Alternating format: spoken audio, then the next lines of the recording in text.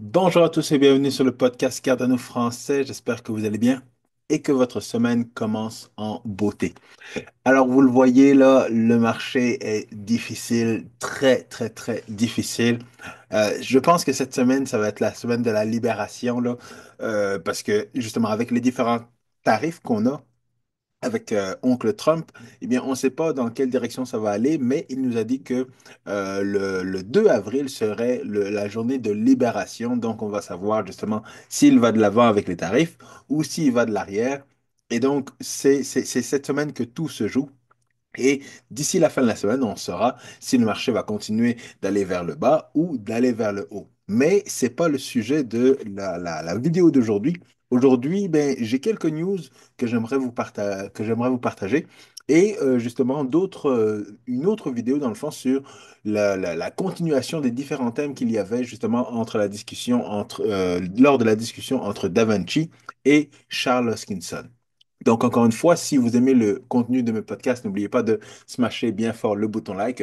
Abonnez-vous à la chaîne YouTube et partagez cet épisode avec le plus de monde possible parce qu'on en a tous besoin. C'est vraiment un environnement difficile, un contexte difficile et je suis avec vous là. Donc, mon portefeuille est pareil comme le vôtre là.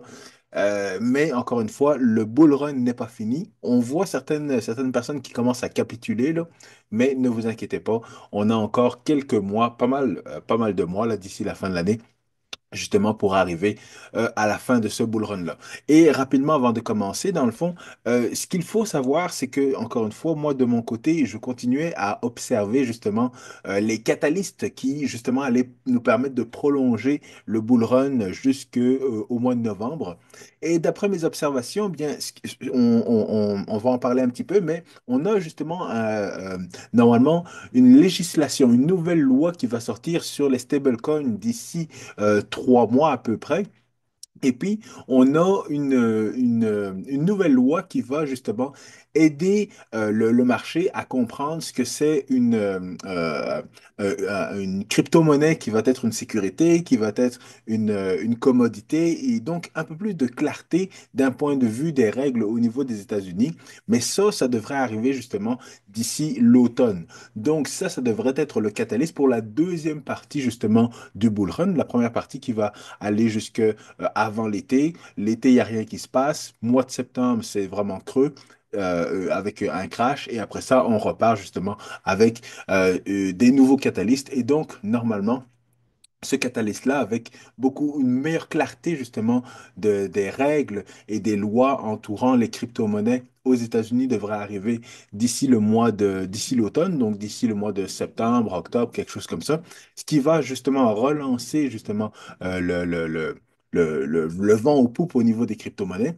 Et ce qu'on sait également, c'est que justement l'Europe devrait avoir justement comment on appelle ça là, pas un stablecoin, mais une crypto-monnaie gérée par la Banque centrale européenne, donc le ECB, il me semble. Eh bien, dont on sait que justement ça va arriver d'ici le mois de septembre. Il me semble le mois de septembre que Christine Lagarde a donné justement le deadline pour mettre en place justement cette crypto-monnaie qui va être contrôlée par le gouvernement, les banques et toutes les personnes qu'on ne veut pas, justement, dont on ne veut pas qu'ils contrôlent notre argent.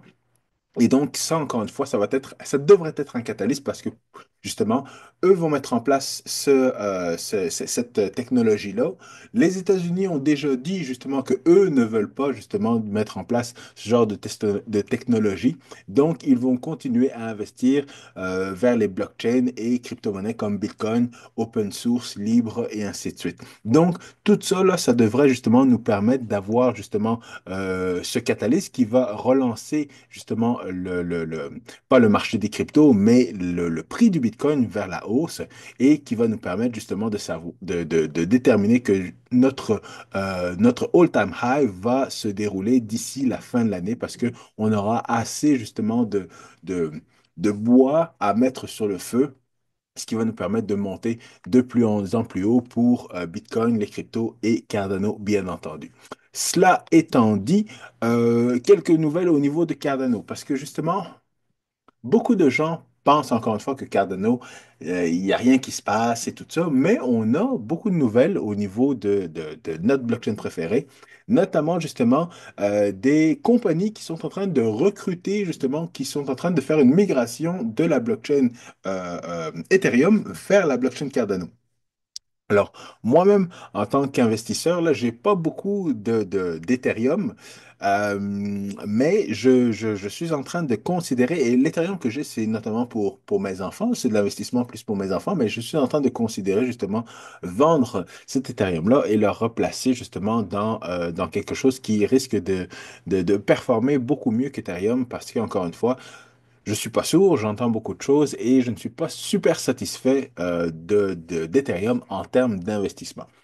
Mais je voulais pas mélanger tous mes bagues. Bref, tout ça pour dire que justement, des compagnies commencent justement à faire la migration de Ethereum vers Cardano et ils cherchent des développeurs. Et donc ça, justement, c'est quelque chose de très bullish pour Cardano, alors que tout le monde dit dans l'industrie que Cardano ne sert à rien, et ainsi de suite, eh bien, Cardano continue de prouver justement via IOHK, via la fondation et même via Umergo que on a toujours le vent en poupe et on est toujours d'actualité dans l'industrie des cryptos. Euh, également, justement, alors, c'est très intéressant parce que Charles Hoskinson l'a dit plusieurs fois et lorsqu'il répète, dans les 7 dernières années, Charles Hoskinson a dit beaucoup de choses. Et souvent, c'était difficile de comprendre parce qu'on n'avait pas le contexte en entier. Mais au fur et à mesure, on commence à comprendre ce que Charles Hoskinson mentionnait. Surtout d'un point de vue politique, d'un point de vue blockchain qui ne regarde pas nécessairement le marché des cryptos avec les NFT, avec le DeFi et ainsi de suite, mais plutôt justement une blockchain qui va, si la blockchain est capable de résoudre un use case comme un système de vote, un système de credential, un système d'identité numérique et ainsi de suite, eh bien c'est quelque chose que le gouvernement va utiliser justement va utiliser cette technologie dans ses différents use cases et à partir du moment où le gouvernement donne le mandat d'implémenter cette blockchain-là pour un use case comme l'identité numérique, eh bien, on obtient directement juste des millions d'utilisateurs. Et donc, Charles Hoskinson, depuis plusieurs années, justement, est toujours en relation avec certaines personnalités politiques, comme les encadre, comme est un conseiller justement pour les, les aider justement à mettre des lois en place qui sont favorables justement pour l'innovation, la technologie, la blockchain et les crypto-monnaies. Et donc, le résultat que ça donne, c'est justement qu'il se fait justement mettre de l'avant par des sénateurs comme Tim Scott, sénateur Lemais aussi, qui va justement sortir la réglementation sur les stablecoins et sur la structure du marché des cryptos, des crypto-monnaies, donc plus tard, comme je le disais, au mois de septembre. Donc, tout ça, justement, il est proche de toutes ces personnalités politiques qui, heureusement, justement, avec l'administration de Trump, sont en train de mettre en place tous des éléments qui vont être des catalystes pour cette deuxième partie du bull run. Ce qui va permettre justement de relancer l'industrie des crypto-monnaies et de la blockchain aux États-Unis et dans le monde également, parce qu'évidemment, ce que les États-Unis font, eh bien, il s'est copié par toutes les personnes, tous les autres pays dans le monde.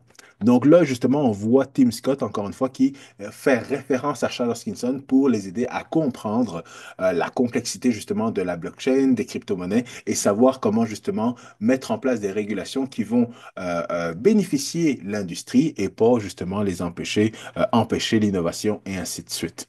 Donc, même chose au niveau justement d'autres personnes. Il parle de Congressman Davidson et d'autres personnes, encore une fois.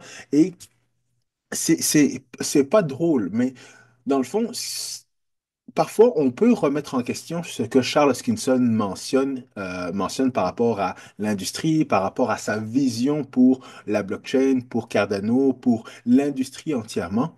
Sauf que ce que je me rends compte, c'est que beaucoup de choses que Charles Hoskinson a déjà mentionnées, notamment pour, mettons, les blockchains de troisième génération qui vont chercher de l'interopérabilité, de la performance, de la gouvernance, des choses comme ça, ou alors tout simplement pour l'industrie de manière générale, pour les stablecoins et tout ça, toutes les insights que Charles Hoskinson va nous donner vont être répétés par d'autres personnes qui n'ont rien à voir avec Charles Hoskinson. Comme là, justement, il mentionne que une réglementation sur les stablecoins va arriver dans 3 mois.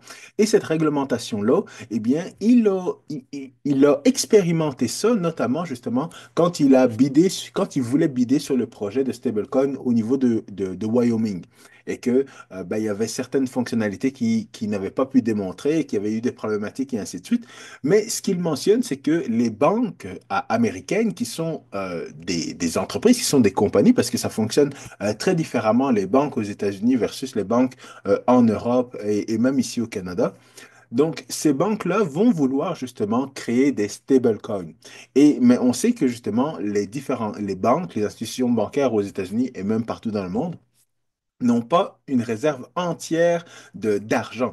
Donc, il mentionne 20% de liquidité en banque, alors que par rapport à tout l'argent qu'ils sont en train de gérer de tous leurs clients. Donc, évidemment, comme vous le savez, si tous les clients demain matin allaient à la banque pour essayer de retirer leur argent, eh bien, ils ne pourraient même pas retirer 20% de leurs avoirs parce que la banque garde en liquidité même pas 20% de toutes les comptes de leurs clients. Donc, c'est pour ça que justement, des personnalités comme, et là je saute un petit peu, mais des personnalités justement comme cette dame-là, qui est très, très, très importante, j'ai même oublié son nom, je me rappelle pas. Kathleen Long, c'est ça, Kathleen Long, que j'avais interviewé lors d'une conférence, c'était le IOHK Summit. En 2019, il me semble, je l'avais interviewé et justement, elle avait mentionné beaucoup de choses par rapport justement pas au stablecoin, mais au Speedy Bank. Donc, une Speedy Bank, c'est une banque qui a 100% de sa réserve dans ses comptes et qui est en mesure justement de redonner l'argent à ses clients parce qu'ils ont 100% justement de liquidité dans leur banque.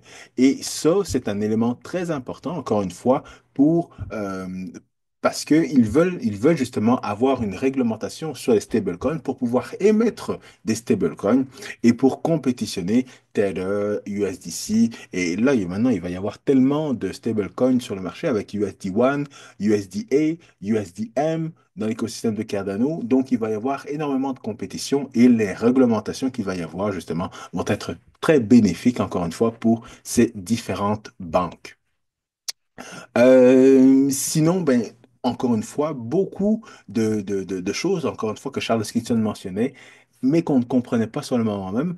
Comme là, quand il mentionne que justement, les États-Unis, s'ils ont un stockpile de différentes cryptos, leur stratégie crypto et leur stratégie Bitcoin, eh bien, ça va devenir des DREP. Pourquoi est-ce que ça va se devenir des DREP? Tout simplement parce que justement, ils vont avoir justement une quantité de crypto-monnaies de EDA qu'ils vont garder et que s'ils décident justement d'utiliser Cardano pour un système de vote et tout ça, eh bien, ils pourront utiliser justement ce stockpile pour payer pour les différentes transactions et même pour valider ces transactions-là, pour lancer justement un nœud Hydra et ainsi de suite. Donc, tout ça, Charles Hoskinson avait déjà vu ça venir justement lorsque, lorsque le président Trump avait décidé de signer justement un executive order pour avoir un stockpile, donc une réserve de différentes crypto-monnaies et maintenant à voir comment ces différentes crypto-monnaies vont entrer en possession des États-Unis.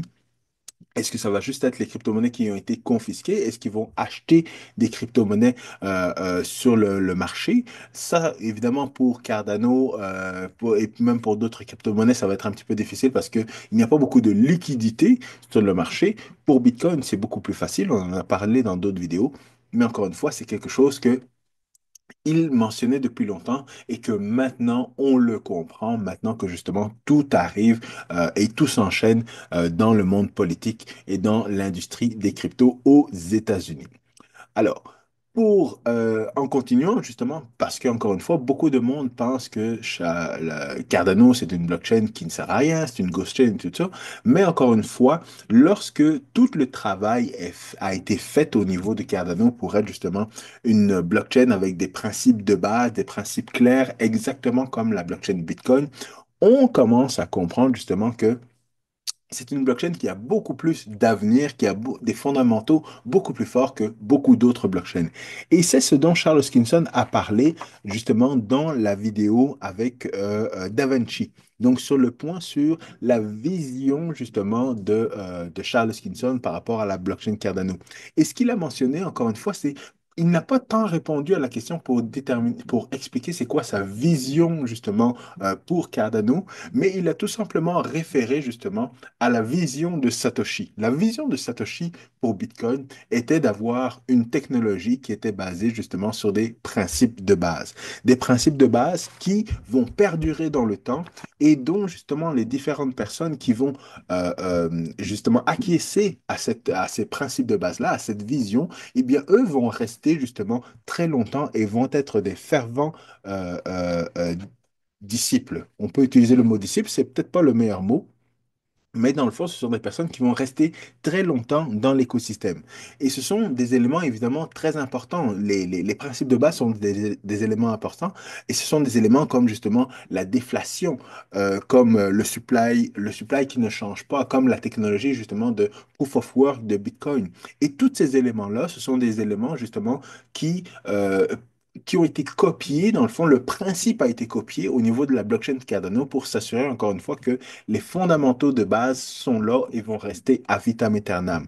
Donc, comme justement le proof of stake qui est basé sur le proof of work, le EUTXO, que ce soit justement la gouvernance, les contrats intelligents, l'interopérabilité. Donc, toute cette vision-là, c'est une vision qui, lorsqu'elle a été mise en place justement au début du projet Cardano, ce sont des projets justement, c'est une vision qui est là et qui, on veut qu'elle reste à vitam aeternam au niveau de la blockchain Cardano. La performance, par exemple, celle-là n'est pas justement un principe de base parce qu'on sait que la performance vient avec l'amélioration de la technologie. Donc, il y a toujours des éléments qu'on va pouvoir ajouter au niveau de la blockchain pour améliorer la performance. Donc, on n'a pas besoin que ce soit un élément de base.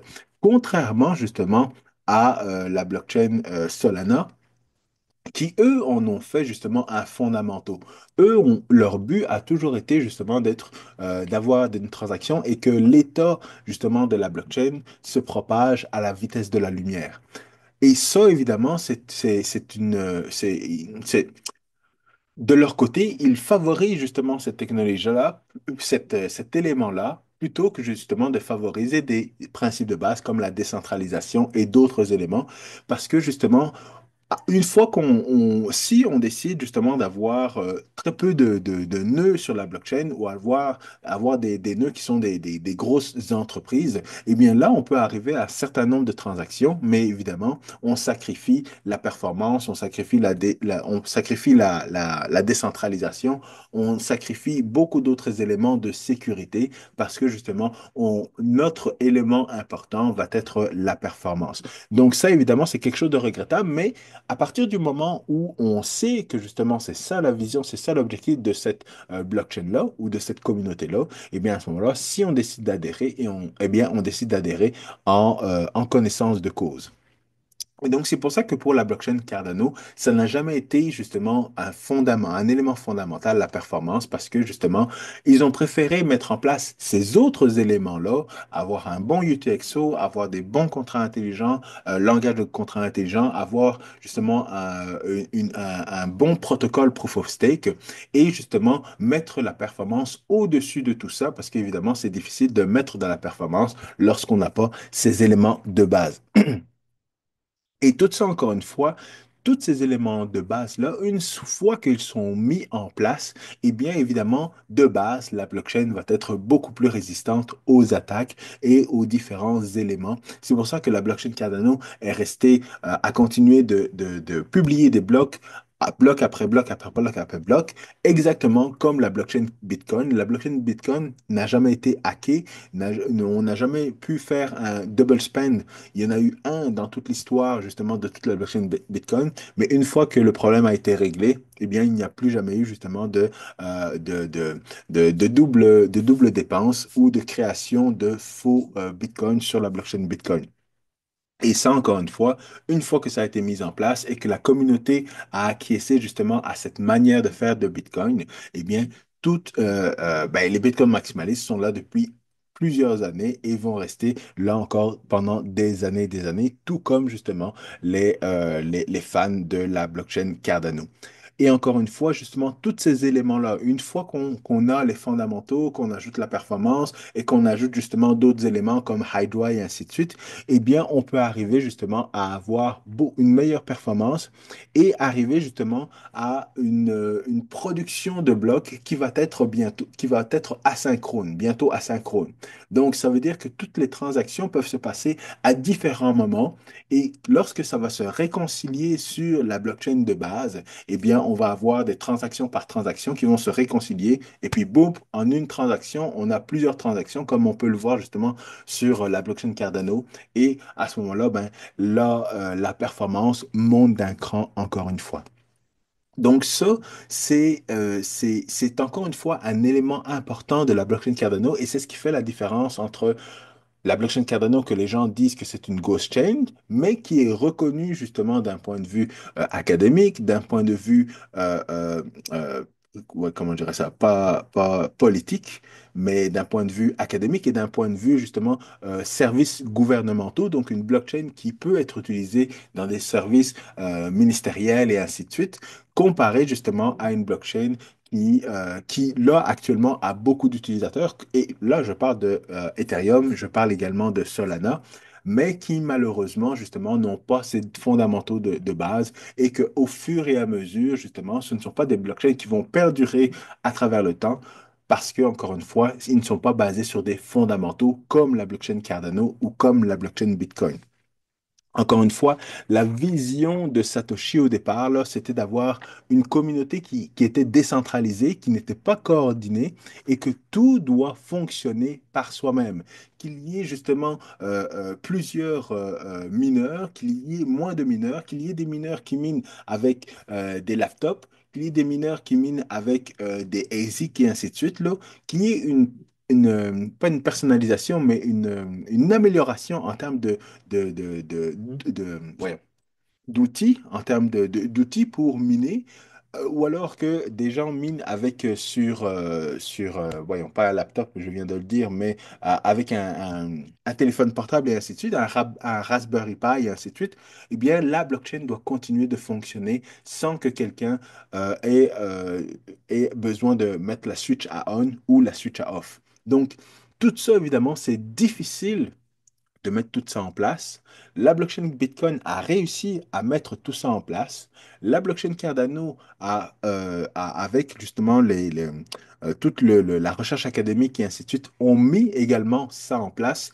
Et donc, une fois que ça a été fait, eh bien, c'est là qu'on voit que la blockchain perdure dans le temps et qu'elle est utilisée ou qu'elle est citée justement dans des milieux politiques pour l'avenir de l'industrie de la blockchain. Donc c'est pour ça, encore une fois, que il faut se rassurer, nous sommes dans le bon écosystème, nous sommes dans la bonne communauté, et même si justement actuellement ce n'est pas reflété dans le prix, ce n'est pas reflété dans le sentiment du contexte actuel, Charles Hoskinson l'a déjà dit, il faut aller non pas où l'industrie est, mais où l'industrie va aller. Donc il faut se situer justement en avant parce qu'on sait que justement la balle s'en va dans une direction et moi je veux être justement là où je vais être en mesure de frapper la balle et mettre un but. Et c'est ce que la blockchain Cardano est en train de faire, est en train de mettre en place. Et justement, nous sommes dans la bonne communauté pour ça. Et malheureusement, c'est une information qui a été relayée à DaVinci. Mais encore une fois, il faut savoir que certaines personnes vont comprendre la technologie, vont être d'accord justement avec les fondamentaux de base justement de la blockchain Cardano ou de Bitcoin, mais vont décider d'un point de vue investissement justement de ne pas reconnaître la blockchain Cardano parce que d'un point de vue investissement, la blockchain Cardano n'est pas aussi profitable que d'autres blockchains. Donc, à court terme, c'est sûr que on ne va pas faire beaucoup d'argent justement au niveau de la blockchain Cardano et ainsi de suite, mais sur le long terme, c'est sûr et certain que oui, tout va être bénéfique justement en continuant d'investir dans la blockchain Cardano. Et encore une fois, si la blockchain Cardano et la communauté continuent justement d'aller dans cette direction et continuent justement de s'assurer que les fondamentaux sont toujours respectés et d'intégrer les nouvelles technologies comme justement du Chainlink. Charles Hoskinson en parlait dans sa conversation avec David Gok, je sais pas trop quoi, là, Gokhstin, je pense, là, que justement la communauté de Chainlink qui recommençait à faire des liens avec eux pour ramener justement les services d'Oracle au niveau des blockchains UTXO plutôt que Chainlink reste justement dans les blockchains EVM comme Solana, Ethereum et ainsi de suite. Donc, si le Bitcoin DeFi si voyons, IOHK et Cardano arrivent à sortir justement un Bitcoin DeFi, eh bien c'est sûr et certain que pour la communauté de Chainlink, ça va être un incitatif très important justement de ramener les oracles dans un écosystème UTXO pour justement profiter de toutes ces transactions-là et de ramener justement des informations qui vont être très importantes pour le DeFi comme ça l'est actuellement justement au niveau de Solana, Ethereum et ainsi de suite. Donc, voilà un petit peu ce que je voulais vous partager. Le plus important pour certaines personnes sont les fondamentaux, parce qu'une fois que les fondamentaux sont là, justement sur le long terme, on s'assure d'avoir une belle progression et d'avoir une belle adoption d'une technologie qui va continuer à fonctionner à travers le temps, plutôt que justement de miser sur l'investissement comme les blockchains VC et qui, eux, justement, regardent pour capitaliser sur le court terme mais justement à risque de différents problèmes sur le court terme. Donc, voilà ce que je voulais vous dire cette semaine. Merci d'être revenu encore une fois sur la chaîne YouTube. Je vous souhaite une très bonne semaine. À très bientôt. Peace.